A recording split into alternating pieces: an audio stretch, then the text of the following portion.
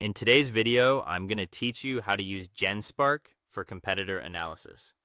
First, open Genspark and sign in to your account. Make sure you're in the right workspace if your organization uses multiple teams or projects. A clean start helps keep everything organized and easy to revisit later. Next, start a new task or workflow dedicated to competitor analysis. Give it a clear name and short description so you and your teammates immediately know what it's about. Setting the context up front helps Genspark tailor its outputs to your goals, whether you're prepping for a launch, a pricing review, or a content refresh. Now enter the competitor names, brand names, or websites you want compared. Be as specific as possible. Include the exact brand spellings, product lines if relevant, and the primary website URLs. If you're unsure who to include, start with your top 3 direct rivals and any fast-growing newcomers you've noticed. This ensures a focused apples-to-apples comparison. With your list in place, ask Genspark to analyze positioning, features, pricing, or content differences.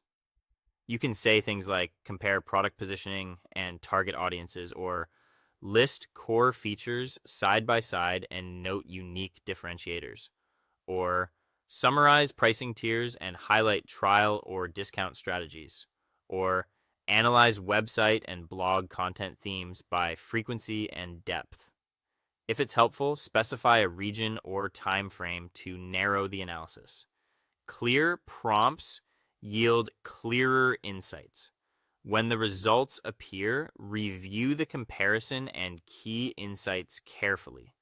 Look for consistent patterns, standout differentiators, and any surprising gaps.